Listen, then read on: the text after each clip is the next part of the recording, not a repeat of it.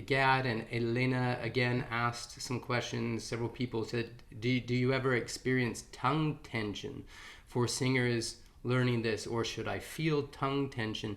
And I think maybe we get into this conflict when it's new. We're not used to having the tongue really in that position while we're vocalizing, right?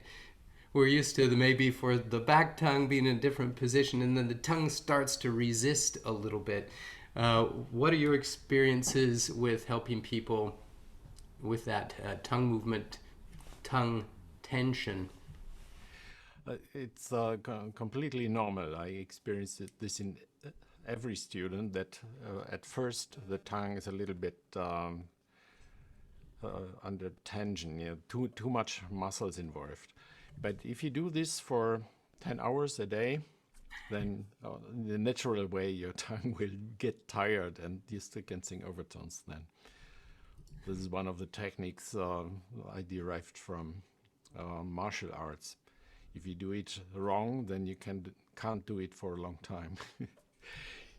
No, this Yeah. is quite normal. When you start dancing and learning new dancing moves, then you are counting your steps and then get in a flow later when you know what you're doing. It's the same with the tongue. In overtone singing, the tongue is as relaxed as possible. Yeah, I agree. I'm switching back and forth between us here. But it's great you said that. And the tongue has, I think, in my opinion, tension, this is a very real thing. Tension constriction gets in the way of all kinds of good positive vocalization and singing, obviously. But I'm a big believer, and I talked that just introduced my theory and philosophy in my course, is that if we concentrate more on dynamic movement, then if we can maintain the dynamic movement, then we will never have tension. Tension occurs when the dynamic muscle movement stops and gets tight.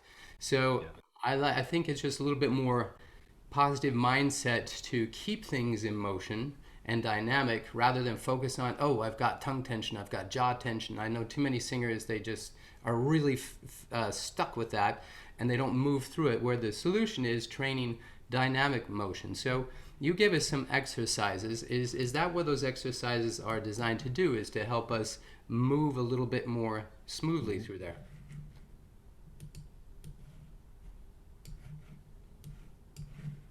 Did you get my question there? It was a question. I thought it was a statement. Ah, sorry. Uh, Yeah, yeah. I'm accused of that a lot. Just not asking questions, just saying it's like this. No, it's more of a statement. Yeah, that I just wanted the tongue exercise. You gave us some good exercises, and Mhm. I'm understanding that that's what they're designed to do, is help us get a more fluid tongue movement in the right positions. Yeah, if you want to apply these tongue techniques to classical singing, then the movement gives you the connection to speaking and normal singing with a different focus. So you can relax your tongue then. But when I teach this to students who want to learn overtone singing, they always go through different steps. In the beginning, it's just a strange movement of the tongue to use only the back part of the tongue to do all the vowels. Because usually, if we say we also move our lips to, uh, to shorten the tube here, and this raises the frequency. So we don't have to move the tongue as much as in overtone singing. If Mm. I do this, I have to do a lot here in the pharynx part. So this is new to most people, and so they use a little bit tension because they are not used to the movement. And then there come different um, changes in the brain. First, the focus is on the tongue. Then the focus is on overtones. It goes to here. The movement of the tongue is controlled here by pitch movement, and then you try to control the pitch by the tongue movement. And so students are focused on overtones. Suddenly, the overtone is beautiful and everything is relaxed, but they don't remember what they did. as soon as they concentrate on the tongue again, then they have tension again, and the overtones are not beautiful anymore. So you have to wait until the brain halves connect easily, and the brain understands I move one frequency with my vocal cords, and the other frequency I move with my tongue movement, and then you go into relaxation again. That's very, very fascinating.